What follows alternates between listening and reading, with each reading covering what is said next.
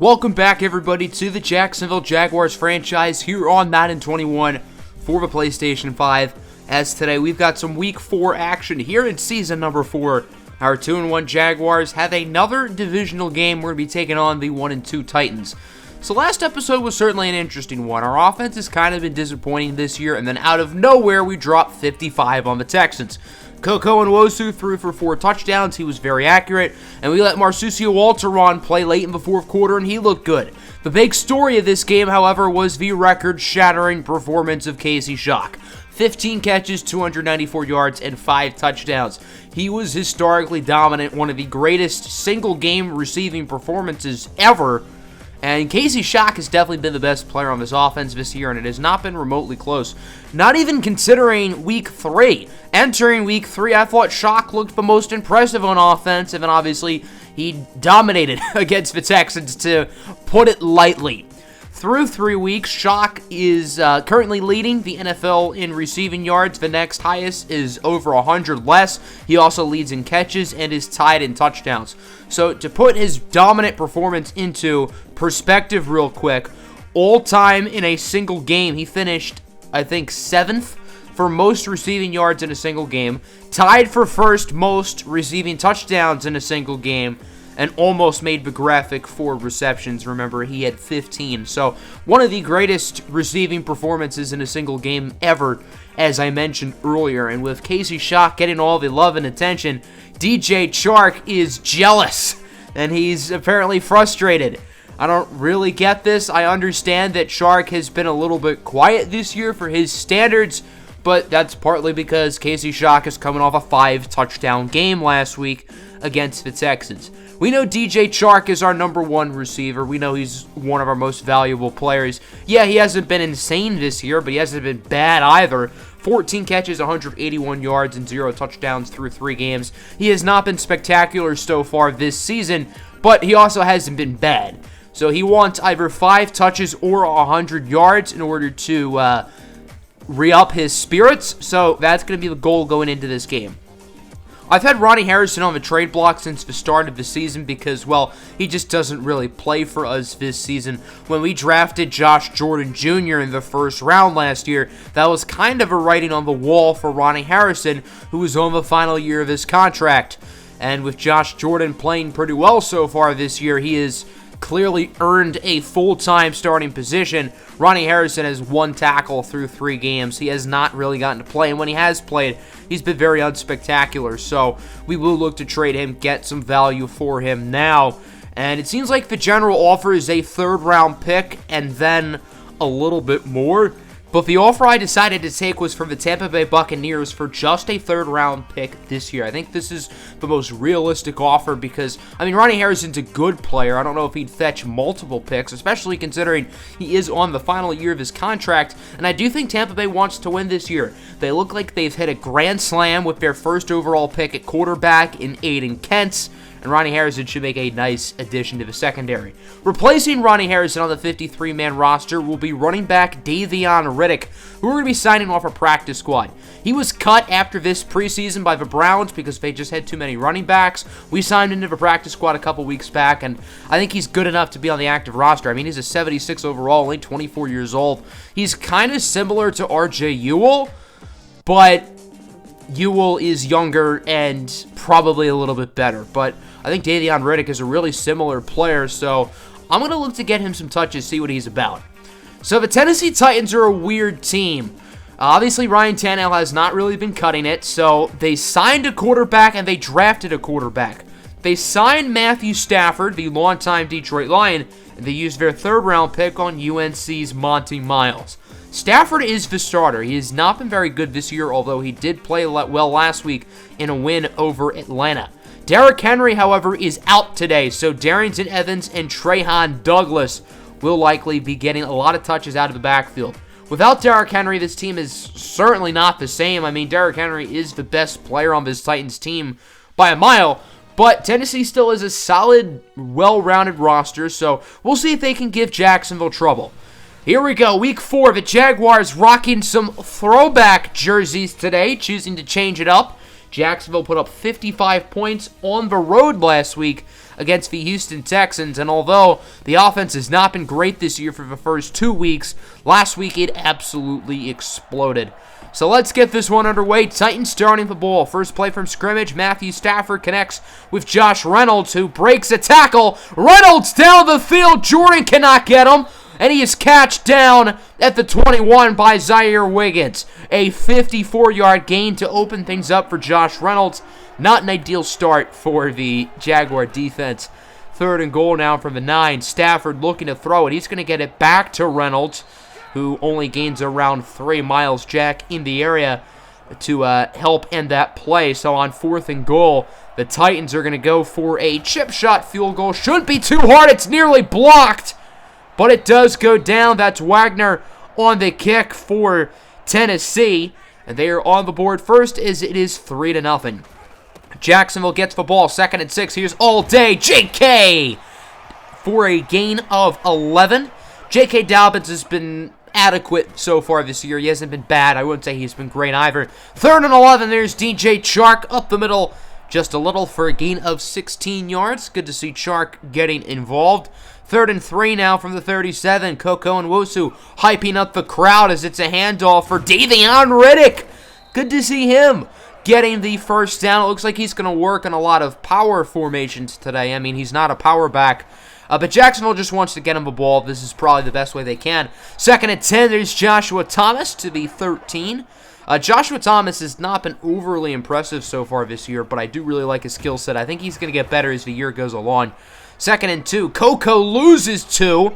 Wrapped up on the play by the former top 10 pick, Austin Cotter. And it is now 3rd and 5 from the 7. Jacksonville trying to punch it in. Koko Nwosu scrambling to the right side. He will go into the end zone for a touchdown. Koko Nwosu with a rushing score. His first rushing touchdown of the season. And the Jacksonville Jaguars will march down the field and get the touchdown. And it is now 7-3. So a pretty good start for both offenses. Tennessee back with it. 2nd and 2, play action fake. Stafford is sacked by K'Lavon Chaisson. Chaisson had half a sack last week. Now has 2 sacks overall on the season. And that'll bring us to a 3rd and 10. A little bit over a minute to go in the first quarter. Stafford going to go up the middle. He connects with his tight end, Jonnu Smith, for a gain of around 20. Good enough for a Tennessee Titan first down. That's actually a gain of 21 to be specific. 2nd and 10, now down to around 30 seconds here in the first quarter. 5 wide set. Stafford looking to throw it, and he is just going to heave it up, and it's intercepted. ZAIRE WIGGINS with the INT. A nice return here for WIGGINS, still alive. He's brought down inside the 35. ZAIRE WIGGINS has gotten an interception in all 4 games this year. He now has 5 on the season. To put things into perspective, throughout his first 2 NFL seasons, WIGGINS accumulated 5 total interceptions, and in his 3rd season, he's gotten 5 in the span of a little bit over 3 games. He's been incredible. First quarter of the books, 7-3. Jacksonville on top, 3rd and 2. Koko Nwosu looking to throw it, and he will connect with DJ Chark inside the 10 to around the 8. And Jacksonville is really clicking on all cylinders right now. 3rd and goal. Koko to Ewell, and the ball is clobbered out and recovered by Christian Fulton. That was Darian Milton, the rookie, selected 4th overall out of Notre Dame, who popped the ball out. That one was no question a fumble. What a hit by Milton, just annihilating R.J. Ewell, and Jacksonville turns it over in the red zone. That is not ideal. Tennessee gains a lot of momentum there, but they will not keep the ball for long. Is on 3rd down. Stafford's pass is incomplete. The offensive lineman, Austin Wiley, is hurt on the play. So Jacksonville has it back, 3rd and 3. Koko going to scramble with it. He has to try to get rid of it, and that's what he will do, throwing it away. That'll send the field goal unit out. A 52-yard attempt for Volker Gantz, who is 8 for 8 on the season. He has not missed a kick. This one is going to be close, and it is just short. That's what she said, and to be specific, that's what she told me. I thought that kick was going to go in from the start, but as you can see, it just did not have the distance. So Volker Gantz with his first miss as a Jacksonville Jaguar, and it remains 7-3. 3rd and 2. Darrington Evans with the handoff. He will not get the first down. Brian Burns and Rashawn Babineau initiate the contact, and the Titans would surprisingly decide to punt it. Jacksonville back on offense, 2nd and 9. There's Casey Shock to the 22. Much quieter first half for Shock. He only has 2 catches so far, whereas he had 9 in the first half against the Texans. 2nd and 10. Coco under pressure. It's a strip sack. Clelin Ferrell, the former top 5 pick, rips the ball out, and it's picked up by Orlando Brown. So the Jaguars will retain possession, but still a big play from Ferrell, who was signed in the offseason to help more pass rush for the Titans. 3rd and 19 from the 12. The Jags are going to look to throw it. Coco trying to get it to David Njoku, but the pass is broken up by the secondary, and the Titans will get it back. 2nd and 10 from the 36. It looks like Stafford's going to go for the short pass over to Jonnu Smith, breaking some ankles there, getting it to the 47-yard line. The Titans' offense has done virtually nothing since that first drive. They know they have to pick it up. From the 47-yard line, Stafford and Evans in the backfield. Matthew Stafford looking to throw it. The pass is tipped, and it's intercepted. What a play by Josh Jackson. And he is off to the races for a pick 6. So the pass was tipped by Jackson, deflected off of Stafford, and Jackson was in the right place at the right time to get the interception. We got to look at this replay again. Very heads-up play by Josh Jackson as it deflects off of Stafford's shoulder, and Josh Jackson picks it up with nothing but green grass ahead for a pick 6, and it is now 14-3. Titans are now down by 11, starting to feel a little bit pressure. I'm sure they'd love to score before the half ends, as here's Darrington Evans, the 4th-year pro out of Appalachian State, getting brought down at the 38 by Wiggins. Jonnu Smith injured on the play. That's not good news for Tennessee. 2nd and 10 now. Here's Matthew Stafford under pressure. He gets it to Evans, but he loses 2 yards on the play. Josh Jordan Jr., the first-round pick out of Penn State, brings him down. Miles Jack injured on the play. Jack would return shortly after. Thank goodness it's not a serious injury. And then on 3rd and 12, the pass is going to be incomplete. Kaylavon Chason with the pressure. So Jacksonville has a chance to make it a 3-score game before halftime. 3rd and 10, Coco trying to get it to Casey Shock, but it's incomplete, so a quick punt there, and the Titans would get it right back from the 25. 2nd and 10. Stafford is brought down. Brian Burns annihilating the right guard, having no mercy getting to the quarterback. Burns' season started off very slow, but he had 1.5 sacks last week and now has a sack here. Looking at the replay again, an incredible move past the guard. That'll do it for the first half. A slow start here for both offenses, but it's the Jaguars who lead 14-3. Jacksonville's done a great job on Stafford. They've sent pressure. They've forced turnovers. ZAIRE Wiggins has another interception. Josh Jackson has the pick 6. Neither team is running the ball well at all up to this point. We'll see if that improves here in the second half. Jaguars start the football. J.K. Dobbins going to open things up with a nice gain of 13 yards. Here's a nice run, as Dobbins now 28 yards on the day. 2nd and 8 from the 42. Coco and Wosu scrambling with it, going to try to run out of trouble, and he will do just that, tippy-toeing his way to the 48-yard line for a gain of 10. Nice run for Coco. 3rd and 3 from the 41, and Wosu trying to get it to Daniel Romer, and he is pushed out of bounds by Jayon Brown. 4th and 3. The Jags are going to go for it. It's a pitch for Shock, and he does not get it. Harold Landry is there for the stop. Jeffrey Simmons hurt on the play. That's not good news for the Titans, but their defense with a massive 4th down stand, and the trickery does not work. So the Titans have it back. 3rd and 10 from the 40. Matthew Stafford connects with Josh Reynolds. Reynolds seems to be the go-to target over Jonnu Smith, Corey Davis, and A.J. Brown, which is a little bit of a surprise. 3rd and 4. Stafford looking to throw it. Gonna heave a bomb downfield, and it's incomplete. Corey Davis, the intended target, but it looked like he was just trying to throw it away, get out of pressure. So the Jags get it back. They're gonna run that same play with Shock, and he loses 6.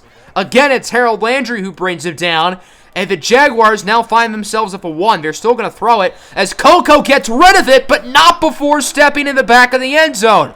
So that is a safety for the Titans, and it is now 14-5. This might be a scoregami. 3rd and 9, dump off for Corey Davis. He only gets 3, so the Jags do not do anything off of the safety, but I suppose it is a closer game now. Second and 10 from the 24. Jags with it as Onwuasu connects with DJ Chark to the 44. Chark on pace to get those 5 catches. He's currently at 4. Now 3rd and 8 from the 46-yard line. Onwuasu looking to throw it. A bad pass, and it's broken up by Adoree Jackson, so the Titans would get it back once again. 2nd and 9 here for Matthew Stafford as he's going to heave it deep for a wide-open Evans, and it's just overthrown. That could have been the play that the Titans needed to break this game open. Darrington Evans was wide open. And then on 3rd and 9, it's a short pass for Evans. He does catch it, but he does not get the first down. And again, the Titans decided to punt it. I know they were in their own territory, but you got to be aggressive at this stage of the game. 3rd and 10, another stop for the Titans defense. Onwuasu's pass was incomplete. Landry with the pressure, and neither offense has been able to do anything in the 3rd quarter. The only point since halftime was the safety. 2nd and 10, 20 seconds to go in the quarter. It's Jonnu Smith who gets to the 40, wrapped up by Jordan and Wiggins, and that'll do it for quarter number 3. Both offenses are really struggling at the moment. The only points since both of these teams' first possessions was the pick 6 and the safety. 3rd and 10, Stafford looking to throw it, and he's intercepted. ZAIRE Wiggins, have yourself a start to the season. Wiggins with 2 interceptions today, make that 6 on the year. ZAIRE Wiggins might not get an interception the rest of the season and could still lead the NFL in that category. That is just mind-blowing. Jacksonville with the ball after the turnover. There's DJ Chark to the 37, his 5th catch of the game. Following play, Coco looking to throw it, and the pass is intended for Azikiwe, and it's intercepted by Marquez Garland. So, off of the ZAIRE Wiggins interception, the Jaguars immediately throw one on the other end. Marquez Garland is on the trade block for the Titans. He's trying to up his value or convince the Titans to play him more. Speaking of interceptions, here is another one. Stafford is picked off by C.J. Henderson, who brings it to the 29. That's Henderson's first interception of the year. He has certainly been disappointing, definitely disappointing in comparison to ZAIRE Wiggins this season, but it's good to see Henderson making a play. As Dobbins gets the ball ripped out, that was almost another turnover. We've already had 3 turnovers in the first 2 minutes of the 4th quarter and almost had another one. 3rd and 14, short pass from a tight end. Simba Azikiwe to the house for a touchdown. Why is Simba Azikiwe getting snaps? Well, David Njoku got injured earlier in the game. I forgot to mention it. He broke his foot, and he might be out for a while. That's not ideal, so Simba Azikiwe is going to have to step up, and he did on that play. Jacksonville going for the 2-point conversion, trying to get it to Azikiwe, but it was nearly intercepted instead, so the score will remain 20-5. This has to be a scoregami. 2nd and 10 from the 39. Stafford, short throw, and it's going to be caught up the middle. Tennessee brings it to the 45-yard line. It might be too little too late. They are down by 15 as Tyrone Christmas, who caught that pass, injured on the play. Christmas was a first-round pick a few years back. He hasn't really gotten a ton of playing time. That was actually his first NFL catch of his career. 2nd and 10, another sack here for Josh Allen, who now has 5.5 on the season. In all 4 games this season, ZAIRE Wiggins has at least 1 interception, and Josh Allen has at least 1 sack. Wiggins and Allen have both played like All-Pros this year, and Josh Allen is in a contract season. Another sack for the Jags on 3rd down. This time it's Brian Burns, who has 3.5 sacks in the past 2 weeks. The Jaguars must have regretted signing Burns throughout the first 2 games, but the past 2 weeks he's been really good. 4th and 28. Now the Titans are going to choose to go for it. Stafford has time, going to heave it up. 1-on-2 for Davis, and it's caught! Corey Davis just mossed Julius Williams and ZAIRE Wiggins. What a catch by Corey Davis, who I don't think has had the ball thrown his way once today. And once he does, he makes a pretty big play. 2nd and 10 from the 10. Stafford is going to be sacked once more. The 3rd sack of the drive, this time by Rashawn Babineau. The Jaguars have 5 sacks total. 4th and 17 from the 17. The Titans again have to go for it as they don't really have much of the choice. Stafford again is going to heave a prayer for Corey Davis. 1-on-2 coverage. And this time Davis does not come down with it. Broken up there by Julius Williams. Williams has been pretty quiet since his 2-interception day back in week 1 against the Ravens. So the Jags are just going to try to chew some clock, as on 3rd and 7, the pass for Azikiwe is dropped. That was actually a good throw from Koko Nwosu, who's missed a lot of passes today, but that one just couldn't be hauled in. The Titans have it back, as on 1st down, it's another sack. Miles Jack brings down the quarterback, and Stafford just has no time to throw it here in the 4th quarter. 2nd and 18, there's A.J. Brown, who finally shows up to the game. Brown has done virtually nothing today. Following play, here's Darrington Evans inside the 25. Titans trying to move as quick as possible. They're now out of timeouts. They had to use an injury timeout. 2nd and 5, 14 seconds to go. Why not end this game with one more sack? Blake Fryerwood, the second-year defensive tackle out of Manitoba, Canada, with his first sack of the year, and that's how this game ends. A dominant defensive showing from the Jaguars, only allowing 5 points.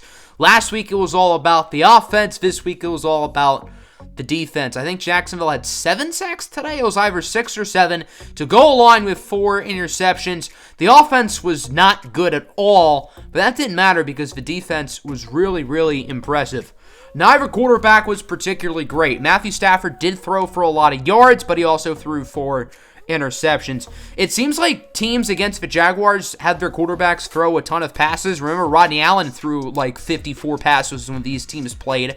Koko Nwosu was not great. He had the Devils' QB rating of 66.6. He was just not very accurate, had a bad interception. As I said, nobody ran the ball well. Nobody really stood out in the receiving game because, well, both quarterbacks kept missing throws.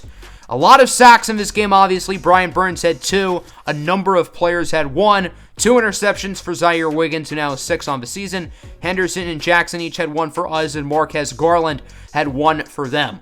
So DJ Chark is happy, even though the offense did not play very well. He did have 5 receptions for, I think, 71 yards. So that will conclude Week 4. We have 2 very interesting pop-up messages here in Week 5. RJ Ewell is frustrated, and ZAIRE WIGGINS has a breakout challenge. So next week is going to be when Wiggins does not get any interceptions because of Madden luck. But nonetheless, ZAIRE WIGGINS has been incredible this year. He already has 6 interceptions through 4 weeks, which is just mind-blowing. And even when he's not getting interceptions, when the ball is thrown his way, he has been dominant. Wiggins, unfortunately, did not win Player of the Week, though, unlike in Week 1, as this time it's Tremaine Edmonds of the Bills, who also had 2 interceptions this past week. He ended up winning AFC Defensive Player of the Week.